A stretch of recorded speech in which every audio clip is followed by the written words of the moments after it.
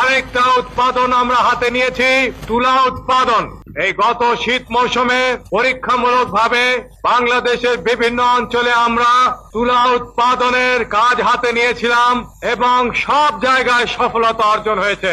আপনাদেরকে নিজ নিজ এলাকায় আরো অনেক বেশি পরিমাণে তুলা উৎপাদন করতে হবে, যাতে আমরা তুলার চাহিদা দেশের মধ্যে মিটিয়ে ফেলতে পারি।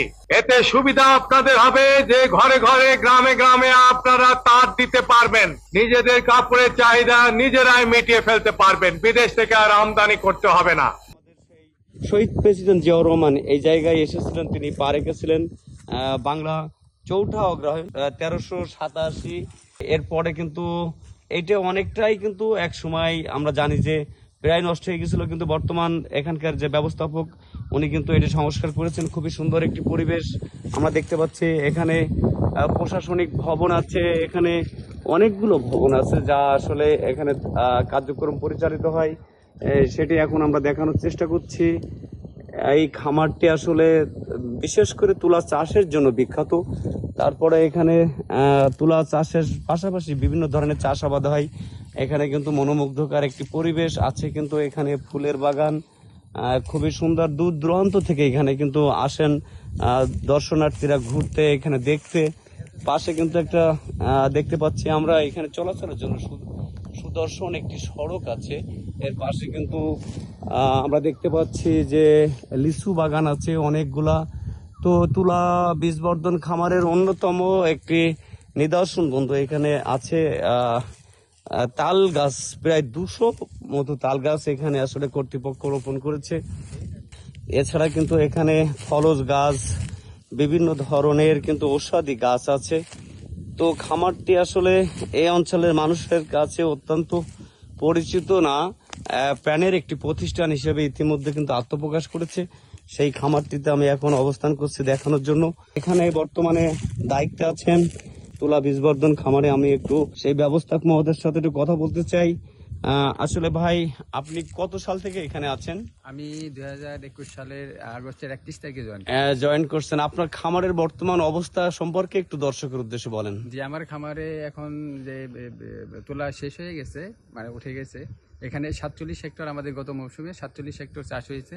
তার মধ্যে 6.5 হেক্টরের মতো গবেষণা, আর বাকিগুলো আমাদের বীজ উৎপাদন আর কি কার্যক্রম। তার মধ্যে মৌল বীজ, ভিত্তি বীজ এবং হাইব্রিড বীজ। এখানে 2 হেক্টরের হাইব্রিড বীজ তৈরি হয়েছে এবং হাইব্রিড বীজটা আমাদের 13টা জোন আছে সারা বাংলাদেশে। সেখানে প্রায় 3 থেকে 3.5 টন বীজ আমরা প্যাকিং মানে প্রসেস করে প্যাকেট করে আমরা সরবরাহ করেছি।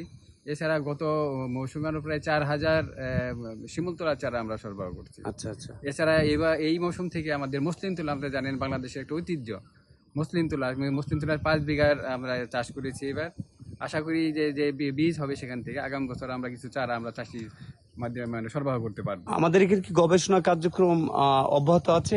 জি, আমাদের এখানে গবেষণা কার্যক্রম অব্যাহত আছে। 5টা ডিসিপ্লিনে আমাদের এখানে গবেষণা হয়। আচ্ছা আচ্ছা। Breeding, soil science, agronomy, pathology এবং অ্যান্টোমোলজি। আপনার টোটাল খামারের আয়তন মানে জমির পরিমাণ কত? এখানে জমির পরিমাণ 63.4 হেক্টর বা 157 একর। 157 একর। জি, আমাদের এখানে চাষ হয় 47 হেক্টর। আমরা দেখতে পেরেছি ভিতরে সড়কগুলোর অবস্থা খুবই খারাপ। এ ব্যাপারে কি আপনি কর্তৃপক্ষের দৃষ্টি আকর্ষণ করেছেন? জি, আমি একাধিকবার আমরা লিখেছি এবং এর উপরে কিছু প্রজেক্টও জমা হয়েছে। মানে একটা বড় একটা প্রকল্প আমাদের একনেকের অপেক্ষায় আছে। জি জি, শুধু মানে সড়ক না, শুধু এই খামার না, আমাদের 5টা খামার। মানে আমি দেখেছি শুধু সড়ক না, আপনার এখানে আবাসিক ভবনগুলো, আপনার এখানে যন্ত্রপাতি রাখার ভবনগুলোর অবস্থা চরম বেহাল। এ ব্যাপারে কি আপনি কর্তৃপক্ষের দৃষ্টি আকর্ষণ করেছেন? আমি কর্তৃপক্ষ জানাইছি, কর্তৃপক্ষ একাধিকবার আমার এখানে ভিজিট করেছেন। আচ্ছা, স্যাররাও জানেন। একটা বললাম যে একটা বড় একটা প্রকল্প আমাদের আছে, প্ল্যানিং কমিশনে আছে একনেকের অপেক্ষায়। তো এটা যদি হয় আমার মনে হয় মেরামতের অনেক কিছুই আমরা পাবো, বা যন্ত্রপাতিও আমাদের যেগুলো অনেক পুরাতন, সেই 80 দশকে কেনা বা এই ভবনগুলো 80 দশকে করা, এগুলো মানে মেনটেনেন্স করা দরকার বা মেরামত করা দরকার, আর হয় নাই খুব একটা। প্রিয় দর্শক, শুনছিলেন নানাবিধ সমস্যায় জর্জরিত আমাদের চৌগাছার ঐতিহ্যবাহী সেই তুলা বীজবর্ধন খামার। আমরা কর্তৃপক্ষের দৃষ্টি আকর্ষণ করবো এই খামারটি যাতে পূর্বের জায়গায় ফিরে যেতে পারে, তার জন্য সুব্যবস্থা তারা গ্রহণ করবে।